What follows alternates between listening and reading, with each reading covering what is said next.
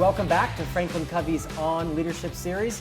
I'm Scott Miller and I serve as your weekly host and interviewer. Today our guest is actually an inside the house expert from FranklinCovey, Randy Illig, who is the leader of our sales performance practice. He is a co-author of a best-selling book on the same topic and a weekly columnist for Forbes.com. Randy, welcome to FranklinCovey's On Leadership. Thank you, Scott. Great to have you here in person. My pleasure. In from New York today. I am. Yeah. So today our conversation is going to be about your 35 years of expertise, hard-fought, well-deserved knowledge around the whole sales industry. In fact, your career is kind of in two parts. The first half was as a traditional salesperson, someone who was helping organizations. You quote carried a bag, had a number, how to meet a nut. In the last 15 years, you've been focused on really coaching and advising not just sales performers but sales leaders. How to make it easier, how to make it a little more influential. And I think we'll kind of bounce back and forth between both topics today. That'd be great. So I like to start most of these interviews with a bit of your journey. Will you take a minute, check your ego, and walk through kind of how did you get to where you are today as a columnist for Forbes, that's not too shabby, as a best-selling co-author of a book, and as leader of our sales practice? Well, I think this story starts simply. I wanted a BB gun. Okay. I was looking in the back of a magazine. I was 10 years old. It said, sell seeds and win this BB gun. Okay. It's like, I'll sell some seeds. So I went door to door selling flower and vegetable seeds. And I actually wrote about this story in the book because I learned so much as a 10-year-old out there servicing my customers. And it left a big impression on me because over time, I did this for 3 or 4 years, what happened was I learned about what people liked. That some people liked blue flowers, and some people bought these kinds of vegetables, and some people bought these kinds of varieties. So you were selling seeds like to your neighbors? Yeah, in the neighborhood, door to door. Yeah. And so I would go peddling my seeds. Really, I did have a wagon. I pulled them along with me. I'd have an assortment that I thought the person would like. And the way I was welcomed, made me feel so good because I realized I was doing something good for people. Now, it wasn't until later in my career that I learned that some people thought sales was bad. I started out with, this is the greatest thing you could do in the world, helping other people. So that's kind of how I got started. And then amazing how that shaped your paradigm. Early on, it totally did. It never crossed your mind sales was a negative thing. It was a Not positive at all. thing. Not at all. Yeah. And then, I followed a kind of a predictable path. I went to school and I went to college, and then I had to choose a first job. And what did I choose? Engineering. I was actually a support person working with our sales teams on engineering problems. Well, that lasted about 6 months. My boss said to me, wouldn't you rather just do the sales thing? You seem to be much more comfortable there. And so I moved, and the rest is really history. Whether I was, my title was a sales rep or my title was a CEO, because I've done everything in between, I have always seen myself really as a creator of value. And to me, that's what sales is all about. So that's kind of the quick story. How was the BB gun? The BB gun was fantastic. It was amazing. I don't have it anymore. I wish I did. You stayed out of trouble. Yeah. No issues there. I didn't shoot anything with it that was bad. Tell us about the lessons you've learned. I mean, Randy, you are a nationally renowned expert on coaching organizations on how to improve their sales performance. Yeah. Your Forbes column every week is, I think, remarkable. Each week you have a great insight that CEOs and VPs of sales, email you and call you about. Answer this question in two parts. Talk a little about what are the lessons you learned early in your career around being a salesperson, and then after that, talk about what are the lessons you've learned around being a sales leader that you coach people on. Yeah, why don't we choose at least one in each space? Great. And as a salesperson, I want to build on what I learned when I was 10, right? Which is this idea that intent counts more than technique. And that's how Mahan actually labeled it years later. Where we come from, what we're thinking about, whose needs we're serving are far more important than how we do our job. And it's interesting, we can have good intent, that intent being to help other people, clients, get what they want in a way they feel good about and they want to do again with me. But things get in the way. And with me, one of the things that got in my way was enthusiasm to please customers. I can relate. And I found myself with all this good intent over-promising. And in fact, it culminated when I sold a friend a few $100,000 worth of computers. And I was so excited about what I was doing in this sale, in this company, that I'd set his expectations really, really high. Well, he called me when the computers were delivered, and he said, Randy, I am so disappointed. Why are you disappointed? He said, well, everything you told me, it didn't all happen. I was like, well, did they work? Oh, yeah. Is everything good? Yeah, it's better than we've ever had, but it's short of what you said.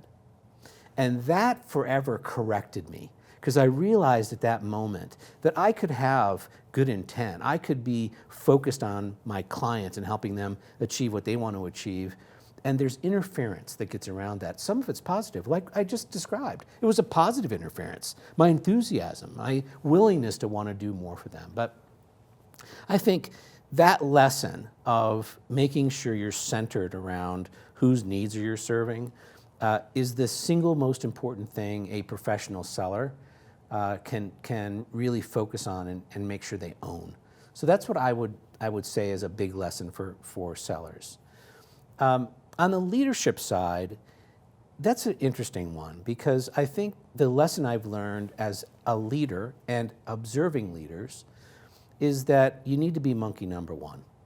And what I mean by that is if you have an expectation that you want for how your people should interact with customers or behave or think, you have to be the model for that. You have to be the model citizen. Right. Because I've learned over time that it kind of dilutes as it goes through the organization. So I see so many leaders who miss that, and they say things like this. They say things like, well, I'm not interacting with customers like my people are. This is for my people. They need to know how to do these things. They need to have these kinds of behaviors. And I just don't believe that. Sales leader is the model of all the behaviors she or he needs to see in their team. Absolutely, absolutely. Right? They have to be able to know the pitch, the value, the products, the benefits, the outcome, know the marketplace, everything. And sometimes in bigger companies, you'll have people who lead sales who've actually never been in sales. They are business unit leaders, and the sales team happens to report up to them. And so this is a particularly challenging topic for them, because many of them don't have the courage to admit and face, that's not something I know, and I'm willing to learn it. Now here's the good news. The good news, and this is another thing that I've learned that affect both of these categories, individuals and leaders, all this is learnable. It's easily learnable. These skills can come about, beliefs can come about pretty rapidly. And inside of a year or maybe a little more, you can really see your capabilities ramp up with a little I think a point that reinforces your story is FranklinCovey's enterprise president is Paul Walker. And so he runs the enterprise side of our business. Sean Covey is the president of our education division, their peers. And I think what has made Paul so effective at being the president of our enterprise division was he did come up through the ranks. He did. He spent the first 18 of his 20 years selling. So he has enormous credibility with the sales force because he's had the same struggles, the same fears, had to stretch his skills, and I think he has disproportionate influence because of his appreciation for what their life is like. Yeah. Address some of the challenges that classic well-intended salespeople find themselves falling into. I think there's probably a few of them that salespeople fall into. The first one probably is focusing on your number. Okay. Right? The real question is, what's your customer's number? And I don't say that jokingly. I often will ask salespeople, do you know what your number is, what your target is? And they, well, of course I know what my target is. It's X. Right. So, do you know what your customer's target is? And the answer is almost always the same. They look at me oddly and say, what do you mean? Why would I know that? Yeah, exactly. And the point there is that if you don't know what is important to your client, what they're trying to accomplish, what their number is, because they have one, then you've got your focus in the wrong area. So I think the first place that salespeople fall down is by focusing on their number and not their customers' results. I mean, that's a big mindset shift. It is. Because as you were saying it, I thought, well, that makes a lot of sense. And it's not how I managed my number, because I would take when I was a salesperson for 15 years, I had my number divided into annuals and quarters and weeks and days. And I knew what behaviors. I was fixated on my number. Yeah. Very, very common. I think the next thing that I think salespeople miss is the idea of cultivation. And what I mean by cultivation is that if you look at many customer relationships and you trace them back to where they came from from a familiar place where there was some connection, some referral, and I think salespeople miss the opportunity to really build strong referral bases with their customers, whether they sell cell phones and they interact one time, or they sell commercial service and they interact for years. So the second thing that I would encourage professional sellers to do is cultivate your referral network. It makes a huge difference when people call you. It's very lonely when you have to reach out to call everybody else. What is it people are missing in sales? Why is it abandoned? Why people are not doing it as much? I think it's often underinvested in, because here's what happens. We do business together. You like me, I like you. I say, hey, Scott, would you be willing to give me a referral? And what do you say? Sure. Sure, because of your politeness. Right, you're right just here being asking polite. me, right. Of course you're Right, going to say yes. Right. And then what happens? Nothing. Right, because you don't hold me accountable, and I'm not going to do it unless you do. And I make it hard for you to do it. So what would happen if I actually made it easy for you to do it, and I made it okay for you to say no, and I held you accountable, or us accountable to that? Right. That's a different conversation. That conversation might sound like this. And remember, we have all these cool tools available today to say, hey, Scott, I was looking in LinkedIn and I noticed that there's 3 people that I think I might be able to be helpful to that you know. And I'd like an introduction only if you felt comfortable with it. Here's what I would do if you made that introduction. So I'm going to make it safe for you. Right. So you know I'm not going to pester them. Right. I'm going to serve them well. I'm going to serve their interests. And Scott, if you'd like to do that, I'm happy to provide you with an email, or happy to send them an email and copy you, whatever you'd like, so it's easy for you to make this introduction. And again, no is totally okay. Is that something you'd be comfortable doing? That's great. Well, I think most salespeople wish they had your dialogue, because that felt very comfortable. You teach that in our solutions, we though, do right? I mean, teach that. When Sure, clients yeah. hire FranklinCovey, Absolutely. part of that multi-day work session or one day is working through this dialogue, right? And understanding intent and technique. And when you feel that, notice whose needs I'm serving.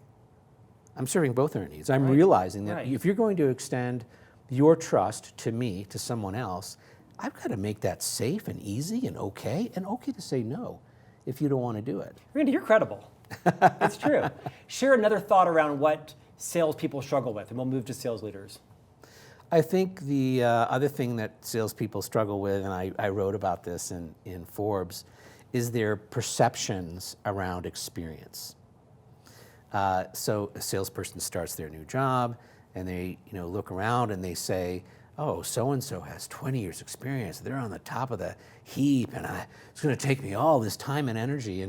And people with 20 years experience rest on that too. I've got all this experience. Here's what I found. I've found that most people actually don't have 20 years experience.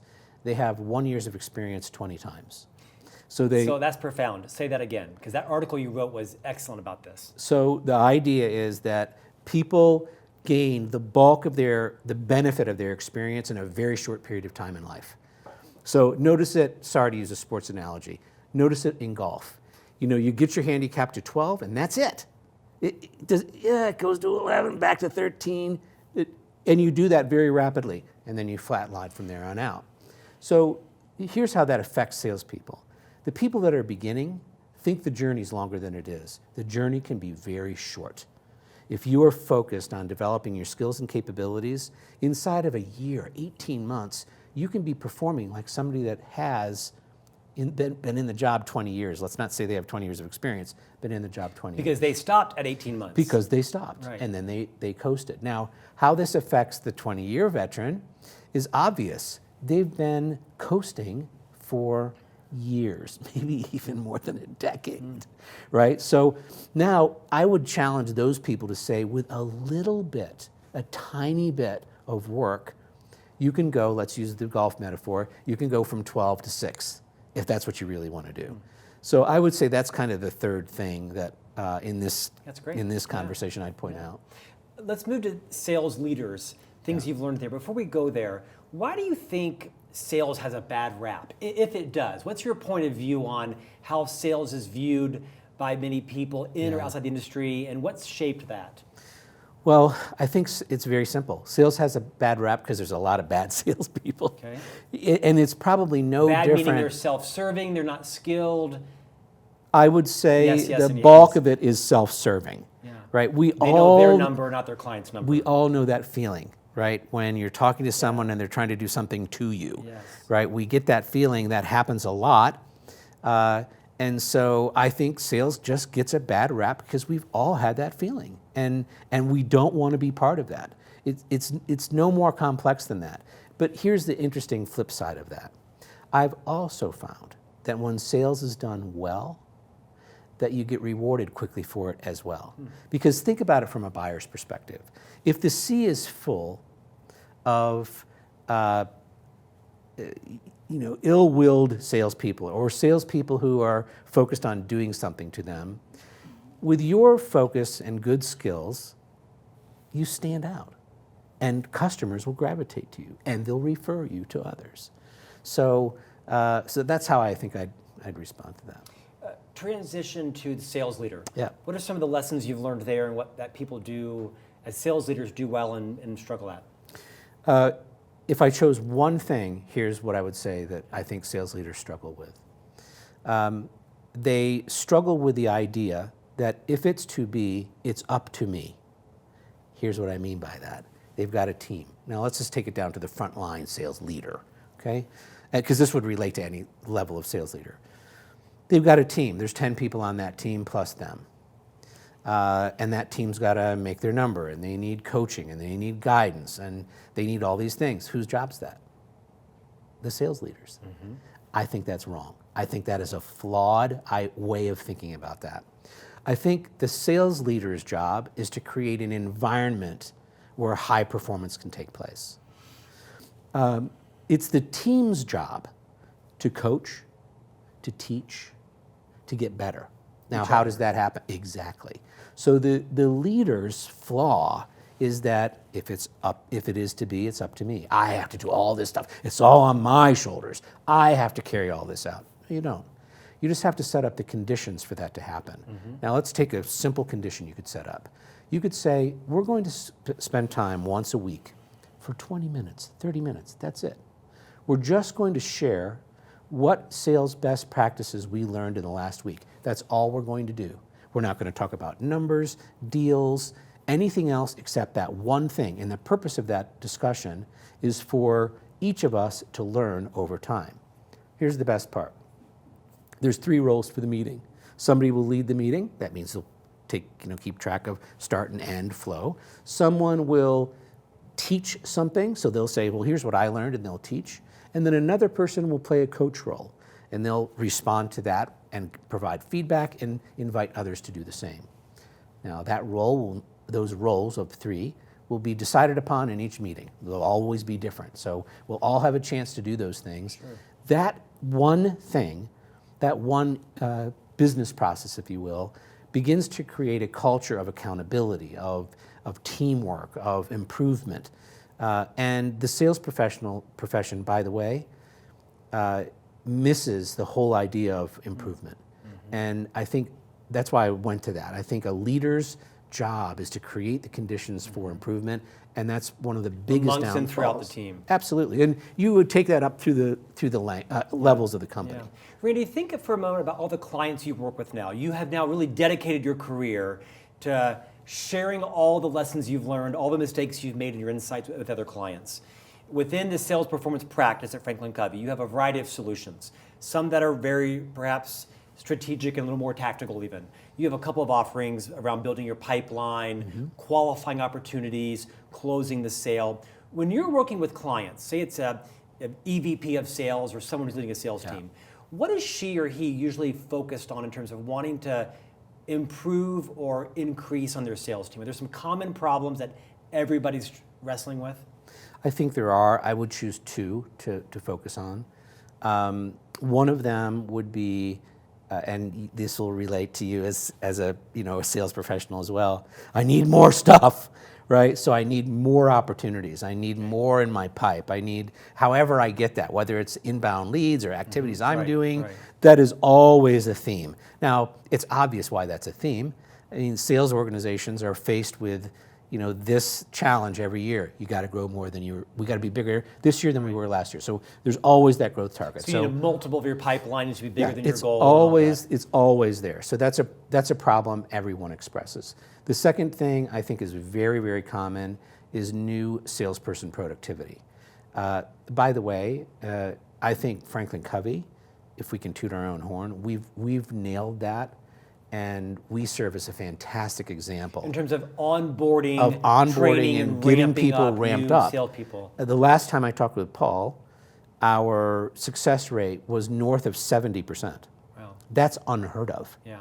If success defined as they've retained people that hit their ramp and stay with the company, right? So if you think about it, if you're a leader, and in this case a sales leader, and you could bring new people in and have them predictably, 70% of the time, be successful, and you had a means, whatever that means is, to keep your new business pipeline healthy and full, life would be good, Randy, you shared with me once a great story about a referral you got from a mutual colleague, how they wanted your help on something, and kind of how you didn't help them, or help them by not helping them. Will you share that story? I think it's a great this insight. actually happened just the other day. I received a call from a board member who was referred to us.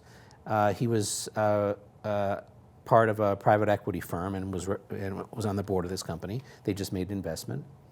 And he thought we might be able to help, so I spent about an hour with him, understanding what was going on in their business, asking him a lot of questions. He was so nice and helpful with really giving me everything I needed to be able to decide whether we could be helpful or not. So at the end of the conversation, I said, well, you've been so helpful with all the information you've given me. Can I just respond? And he said, well, of course. And I said, well, the first thing that I wanted to share with you is that based on what you've described, what you need is not what we do well.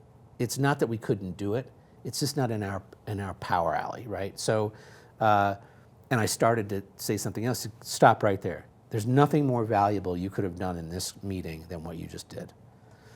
And I said, well, thank you. I mean, that's my job to try and create value. And then I gave him a couple of referrals to people that I thought could help him. And we just pleasantly wrapped up the call. And as I mentioned, he was with a private equity firm. So of course, I'm a sales guy. Go on, check out their website. And I happened to see that they had about 40 companies in their active portfolio. And about 6 of them are companies we really could help, right in our power alley. And so I sent him back an email. And of course, you know the rest of the story, which we're now beginning to set up meetings with those 6 companies. Just simply because I told him we couldn't help him. Right. Your credibility went through the roof when you followed back up with them. Randy, if you were just hired as a new director of sales, pick your company, pick your industry, pick the size of the number of sales force, and you were entering that role, trying to transform your sales team, assuming all the problems are equal, what are some behaviors, perhaps some mindset shifts that you would encourage a new sales leader to be thinking about adopting? Kind of ubiquitously across, any organization, any industry. Well, the first one, not to oversimplify things, would be to listen. Sales leaders are often type A personalities. Mm-hmm. They're drivers. Mm-hmm. So they were hired to fix the problem. That's how they see it. They hit the deck, bang, bang, bang, ready to roll. And what I would say is slow down. Listen to customers, listen to prospects, listen to your people, listen to your colleagues, then decide. So the first thing I would say is slow down and listen. I think the second thing, and you were asking about mindsets, I have a very strong belief, for good reasons, that companies who are organized around customers are more valuable and successful than companies that are organized around what they do. Okay, says easy, does hard. You hear that a lot. Explain to me what it looks like to organize around a customer. So what it looks like to organize around a customer is when your structure follows a customer orientation versus, say, a product orientation. So that might be the difference between being having a vertical approach where you have expertise in a certain industry instead of having a product approach that you're applying to multiple industries. So it could express itself that way. It would also express itself in the way your comp plans are structured, in the way you spend your time, in the way that you establish your values as a company. It is systems, strategy, structures, comp, it's all of that. It's all of that system, right, is aligned toward the customer. And you know, I'm glad you slowed me down there and said, you know, easy to say, hard to do, because it is, right? And I doubt you'd find many customers, many companies, who would say, well, we're not. I think everyone would say that. Yeah, everyone would say, of course we're customer focused, but when you look closely at them, they're actually not. Right. I don't think most people know what that means to actually really address all of those things to become more customer focused. By the way, the last thing that I would add around what a new sales leader should do is to make sure that they create and facilitate a winnable game. There are many sales organizations that are strapped with unachievable goals. And I cannot tell you how many meetings I've sat in where I've seen a management team say, you know, how overassigned is our quota? Make sure we've assigned 150% of our quota. And I think that mindset is disrespectful to the team. Well, I think it also crushes people's spirit. It turns a competent person into like a shell of themselves. I've been on both sides of that. Yeah. So people want to win, right? At all levels. Put them in a winnable game. Yeah.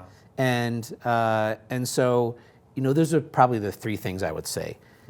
You know, listen before you diagnose. Make sure that you've got people in a winnable game, and make sure that your culture is about customers and helping them win. Randy, final couple of minutes here. Draw back on your career as a salesperson and as a sales leader that you've written a book about. You have another book that's in the pipeline. We'll talk more about that on another interview someday. What are the big lessons you've learned? Maybe the big mistakes you made? Like scroll back 20 years or 30 years. Yeah. What are some of the key mistakes you made that you realized that was an aha experience for you and you changed your way and now you're passionate about coaching people around that? That might add a little bit of insight to the less seasoned out there than you to say, watch out for this. This is an easy trap to fall into, either as a salesperson or a sales leader, either one, or one of each. Yeah, I think we've talked about some of them. If I pulled the leadership one out, because I think that's where the juice is. So I think that's where I would focus my answer. I think in terms of sales leaders often end up in their job because they were good salespeople. Right. And so the culture gets created around what salespeople do, not what leaders do. And you were promoted to a sales leader because you were a great salesperson. You were a great salesperson. Yeah. And you mean? Yeah. The same thing happened to me. Yeah. And so I think the lesson that I learned in that transition is you can't do the job of the seller, right? And I think when sales leaders take on that sales leadership role, they often take it on as a doer. And this is how I did it. Here's how you should do it. It works for me. It should work for you. And by the way, when we go to meetings, I'm going to step in and do it for you. Yeah. Right. So I think that was a big aha for me because I did that. I did all those things. You know, I said to salespeople when I was first becoming a sales leader, "You can't go on any meetings without me." You know, like I had to be in control of the thing. And then I realized that sales leadership, take away the word sales, is just a leadership job. Now, my discipline happens to be sales. That's the team that I'm leading, so I want to be an expert at that. But I also want to combine my sales expertise with leadership expertise. And so, to me, it's the combination of those things that actually make for a great sales organization. And it's where if you did a survey, or I've done surveys, and you ask sales managers, sales vice presidents, et cetera, how much leadership development they've done, it's very, very little. Often very little. Right. Great book. Let's Get Real, Let's Not Play. I love that title. Tell us a bit about what the book is about and why you and Mahan wrote it. Well, this is the second edition.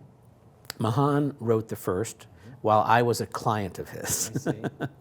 And I later worked with Mahan, and he invited me to work on the second edition with him, which was a complete gift. And what this book is really about is it's about reframing the relationships that buyers have with sellers, because the relationship is dysfunctional. I mean, buyers do dysfunctional things because sellers have kind of taught them to do dysfunctional things. You ask a buyer about their budget, what do they do? Tell you it's none of your business. Well, how are you supposed to help them if you don't know what their financial resources are, right? If you step away from it and you think, well, wouldn't it be in your best interest, customer, to tell a seller what your budget is? And most of us would say, no, if you tell them that, they'll use up the whole thing, because we've been exposed to a lot of bad sellers. So what this book is really about is demystifying and taking the myth out of that relationship has to be a bad one. No, it can actually be a very healthy one, where buyers get what they want and sellers get what they want, and you really have the definition of win-win. So that's really what the book's about. Randy, last thought. How do you spend most of your time now? As our practice leader, what are the things you're doing with clients and with the industry to help kind of build a better relationship between buyer and seller? How do you spend your time? Well, I probably split my time evenly between two activities. Learning and sharing.